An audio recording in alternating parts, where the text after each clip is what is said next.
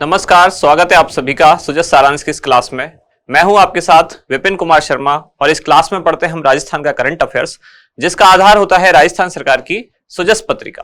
शुरुआत करते हैं हेडलाइंस के साथ। सबसे पहले जानकारी क्या है, 5,715 अभ्यर्थियों को ऑफर लेटर मिले। ये किस चीज की बात हो रही है? ये जो मेगा जॉब फेयर आयोजित हो रहा था कहां, भरतपुर में, उसकी बात हो रही है कि वहां 5,715 अभ्यर्थियों को अलग अलग तरह के रोजगार के ऑफर लेटर कुल दिए गए। कुल संख्या कितनी? 5,715। दूसरी जानकारी है, मुख्यमंत्री की स्वीकृति किसके लिए कि 203 गांवों में नए उप स्वास्थ्य केंद्र खोले जाएंगे। यहां महिला स्वास्थ्य कार्यकर्ताओं के पद सृजित होंगे। साथ ही 900 ग्राम पंचायतों में पशु चिकित्सा उपकेंद्र भी खोले जाएंगे। अगले पेज पर है भादरा शहरी पेयजल योजना, जिसमें 95.64 करोड़ रुपए मंजूर किए गए। और यहाँ जो राज्य सरकार के कार्मिक हैं, यानी कि कर्मचारी प्लस उसके साथ साथ पेंशनर, उन सभी के जो महंगाई भत्ता यानी कि डीए में अब 4% की बढ़ोतरी कर दी गई है। और बढ़ोतरी करने के बाद अब डीए कितना हो गया? 42%। अगले पेज पर जानकारी, स्कूलों में 200 स्मार्ट टीवी लगाए जाएंगे। जहां बीकानेर से संबंधित समाचार क्या है कि सोलर कंपनियां सीएसआर के तहत 65 लाख रुपए इसमें देंगी। और जोधपुर में जो आयोजित है 3 दिवसीय राजस्थान साहित्य उत्सव, उससे संबंधित एक जानकारी है कि यहाँ विभिन्न साहित्यकार और संस्कृति कर्मियों को कई पुरस्कार भी दिए गए। वो सभी यहाँ इकट्ठे हुए, यानी कि उनका यहाँ समागम। सभी को पता है, आपको मैंने शुरू में भी बताया था, इस बार ये कहाँ आयोजित हो रहा है? जोधपुर में। सामान्यतः कहाँ होता था इसका आयोजन? तो जयपुर में। लेकिन इस बार 2023 वाला जो राजस्थान साहित्य उत्सव है 2023, वो कहाँ आयोजित किया जा रहा है? जोधपुर में। अगले पेज पर जानकारी, राजस्थान संगीत नाटक अकादमी का सम्मान समारोह। इसमें कुल 75 कलाकारों को सम्मानित किया गया। और अभिनेता श्री फरहान ने राजस्थान फिल्म पर्यटन नीति को सराहा। तो राजस्थान फिल्म पर्यटन नीति जिसे हम पहले पढ़ चुके हैं, तो उसकी इन्होंने सराहना की। राजकीय स्कूलों का नामकरण स्वतंत्रता सेनानियों के नाम पर। अगले पेज पर जानकारी उदयपुर से, जहां 12 गांवों में नई इंदिरा रसोइयां खोली जाएंगी। तो इस बार जो बजट आया, यानी कि बजट 2023-24, उसमें इन इंदिरा रसोइयों की संख्या बढ़ाकर कितनी कर दी गई? यानी कि 1000 और इनकी संख्या बढ़ा दी गई। और कुल संख्या कितनी कर दी गई? 2000। पहले कितनी थी? यानी कि बजट 2022-23 में घोषणा की गई थी कि 1000 इंदिरा रसोइयां खोली जाएंगी। और इस बार नए बजट में 1000 और खोलने की घोषणा की गई। इस तरह से कुल संख्या कितनी हो जाती है? 2000। अगली जानकारी, जो राइट टू हेल्थ विधेयक है, उसको लेकर जो अभी विवाद मचा हुआ है, उससे संबंधित जानकारी। तो राइट टू हेल्थ, इस पर सरकार अपना पक्ष रख रही है। लगातार चिकित्सकों को बातचीत के लिए आमंत्रित कर रही है, या जो भी सरकार का पॉइंट ऑफ व्यू है इस विधेयक को लाने का, सरकार विभिन्न माध्यमों से उसको प्रेजेंट करने की कोशिश कर रही है। तो यहाँ भी वही दिया गया है कि राइट टू हेल्थ बिल किस तरह से सही है, यानी कि सरकार का जो नजरिया है, सरकार वो प्रस्तुत करना चाह रही है। उधर चिकित्सकों का एक नजरिया है, उनको लगता है कि ये इसमें खामियां हैं। तो अभी दोनों पक्षों में लगातार विवाद बना हुआ है। देखते हैं आगे ये कहां तक जाता है। और यहाँ मुख्यमंत्री की मंजूरी किसके लिए? जोधपुर और अजमेर में सिलिकोसिस विंग की स्थापना। अगले पेज पर है, जिला प्रशासन के नवाचार से बदल रहा सवाई माधोपुर। यहाँ क्लीन, ग्रीन और मिनी पिंक सिटी जैसा बन गया है। यानी कि सवाई माधोपुर में बहुत सारी जो विकास कार्य हैं वो संचालित हो रहे हैं। और यहाँ राष्ट्र स्तरीय खादी एवं ग्रामोद्योग सम्मेलन जो कहाँ, बीकानेर में आयोजित हो रहा है। अगले पेज पर जानकारी है, 106 विशेष योगजनों को निःशुल्क स्कूटी वितरित की गई है। तो जो दिव्यांग स्कूटी योजना है उसके तहत ये वितरित किए गए। और यहाँ साहित्य कुंभ, यानी कि वही जो कि जोधपुर में आयोजित हो रहा है राजस्थान साहित्य उत्सव, उससे संबंधित कुछ जानकारियां। हर दिन 3 दिन का ये उत्सव है, तो 3 दिन तक कुछ ना कुछ इससे जानकारी आती रहेगी। भीलवाड़ा शहर के नेहरू विहार में 2700 घरों तक चंबल का पानी पहुंचेगा। इसके बाद हमारा इंडेक्स, यानी कौन कौन सी जानकारी हम डिटेल में पढ़ेंगे। सबसे पहले महंगाई भत्ते में 4% की बढ़ोतरी, फिर राजस्थान साहित्य उत्सव 2023, इसके बाद इंदिरा रसोई योजना, और फिर उसके बाद है मुख्यमंत्री दिव्यांग स्कूटी योजना। शुरुआत करते हैं। सबसे पहले क्या?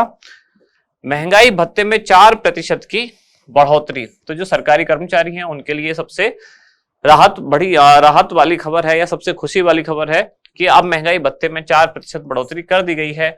मुख्यमंत्री द्वारा अभी अभी राज्य के कर्मचारियों और साथ ही पेंशनर दोनों के महंगाई भत्ते में 4% की बढ़ोतरी कर दी गई।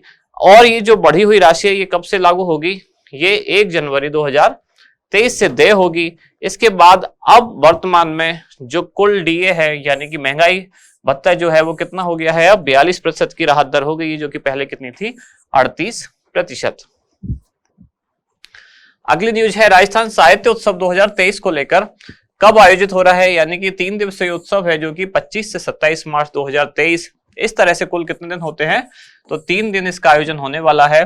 कहां आयोजित हो रहा है ये वाली जानकारी इस बार इंपॉर्टेंट है, क्योंकि ये कहां आयोजित हो रहा है, पहली बार आयोजित होने वाला है जोधपुर में, बल्कि आयोजित हो रहा है, होने वाला नहीं, तो जोधपुर में आयोजित हो रहा है। और ऐसा ये यहां पर क्या हो रहा है, पहली बार। तो उससे पहले कहां होता था, सामान्यतः जयपुर में इसका आयोजन होता हुआ आया है। तो जोधपुर में भी कहां, जोधपुर के उम्मेद उद्यान के जनाना बाग में इसका आयोजन किया जा रहा है। इसके आयोजक प्रायोजक कौन है, तो राजस्थान सरकार का जो विभाग है, कौन सा, कला साहित्य संस्कृति एवं पुरातत्व विभाग इसका आयोजक है, और उसके द्वारा ही जयपुर विरासत फाउंडेशन इसका आयोजन कर रहा है। नोडल एजेंसी यानी कि इसके आयोजन की व्यवस्था वगैरह संभालने के लिए किसको नोडल निकाय नियुक्त किया गया है, वो है जवाहर कला केंद्र। अगली योजना है इंदिरा रसोई योजना। जैसा कि पढ़ा था आपने अभी, कुछ उदयपुर में कुछ नई इंदिरा रसोइयां खोलने की घोषणा की गई है। तो बजट जो 2023-24 का आया, इस योजना में घोषणा की गई कि अब ग्रामीण कस्बों में भी इस योजना का विस्तार किया जाएगा और आगामी 1 वर्ष में इनकी संख्या बढ़ाकर कुल कितनी 2000 कर दी जाएगी। कुल 2000 कैसे, मैंने शुरू में बताया, बजट 2022-23 में घोषणा की गई थी कि 1000 इंदिरा रसोइयां खोली जाएंगी, और अब नए बजट में 1000 और खोले जाने की घोषणा कर दी, यानी कि इस तरह कुल संख्या कितनी होगी, 2000। इस योजना का संकल्प वाक्य क्या है, कोई भी भूखा नहीं सोए, इस संकल्प वाक्य के साथ योजना संचालित है। प्रारंभ कब से हुई, 20 अगस्त 2020 से योजना शुरू की गई। 20 अगस्त को होता है राजीव गांधी का जन्मदिन या जन्म जयंती, तो 20 अगस्त की डेट निर्धारित की गई, इस दिन से योजना प्रारंभ हुई।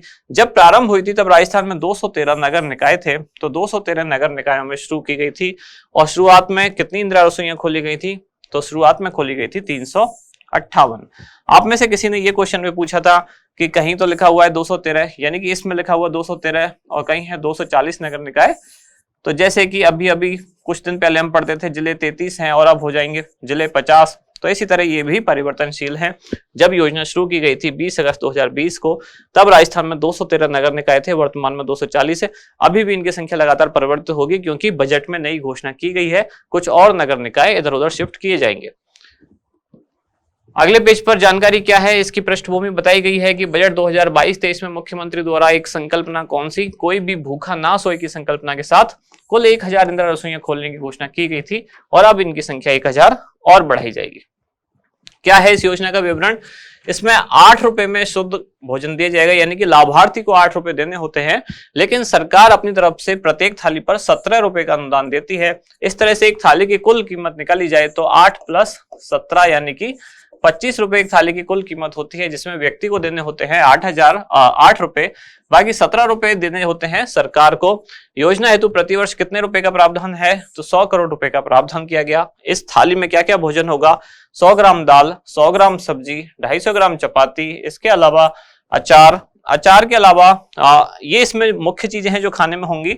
बाकी जो जिला स्तरीय समिति होगी वो अपने हिसाब से भी मेन्यू डिसाइड कर सकती है। यहाँ वही लाइन लिखी हुई है कि जो जिला स्तरीय समिति होगी वो आवश्यकता अनुसार स्थान, मेन्यू व भोजन का समय चयन कर सकती है। पूर्व में राज्य सरकार द्वारा कितना अनुदान दिया जाता था, पहले इस योजना के तहत 12 रुपए प्रति थाली अनुदान दिया जाता था, जिसे बढ़ाकर अब कर दिया गया है 17 रुपए। कब से बढ़ाया गया, 1 फरवरी 2022 से बढ़ाकर 12 से बढ़ाकर अब अनुदान 17 रुपए प्रति थाली कर दिया गया है। भोजन का समय क्या रहेगा, तो लंच सुबह 8:30 से लेकर 1 बजे तक और डिनर शाम को 5 बजे से लेकर 8 बजे तक। बजट तो प्रत्येक रसोई के संचालन के लिए 5 लाख रुपए, और फिर आवर्ती यानी कि प्रतिवर्ष आवर्ती व्यय कितना, 3 लाख रुपए, यानी एक मुश्त 5 लाख रुपए हर रसोई के लिए दिए जाएंगे, और फिर हर साल उसको 3-3 लाख रुपए दिए जाते रहेंगे। नोडल निकाय इसका कौन सा है, स्वायत्त शासन विभाग के अधीन ही नगरीय विकास एवं आवासन विभाग इसका नोडल निकाय है। संचालन योजना का किसके द्वारा किया जाएगा, तो विभिन्न समितियों के द्वारा। कौन कौन सी समितियां, जैसे राज्य स्तरीय, जिला स्तरीय प्रबंधन व मॉनिटरिंग समिति।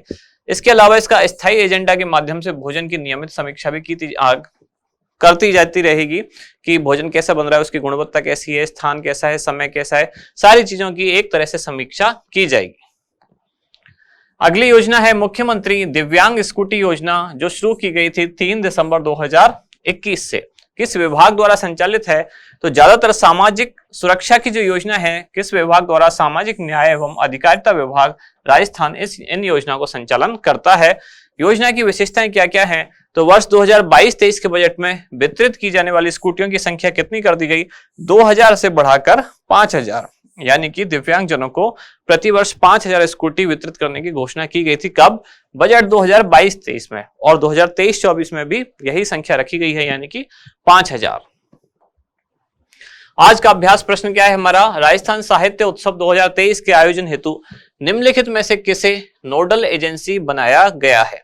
राजस्थान संगीत नाटक अकेडमी, राजस्थान ललित कला अकेडमी, जवाहर कला केंद्र या राजस्थानी भाषा साहित्य एवं संस्कृति अकेडमी। इसके बाद दो छोटी छोटी जानकारियां, ये तो आप काफी दिन से समझ ही रहे हैं कि 5 अप्रैल से लाइब्रेरी स्पेशल बैच शुरू होने वाला है। कहां कहां? जयपुर और सीकर सेंटर दोनों, और प्रत्येक सेंटर पर 50 सीट इसके लिए निर्धारित की गई है। ये आरएस एग्जाम को टारगेट करते हुए है। ये मेनली किस पर फोकस है?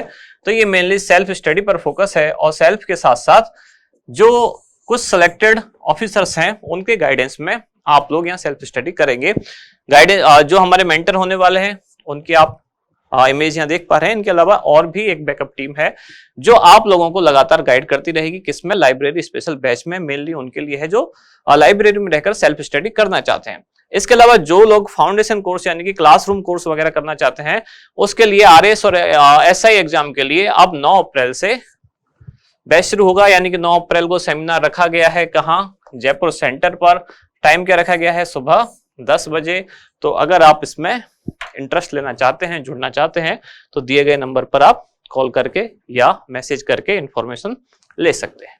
तो यहां समाप्त होती है आज की क्लास। अब मिलते हैं कल अगली न्यूज के साथ अगली क्लास में। धन्यवाद।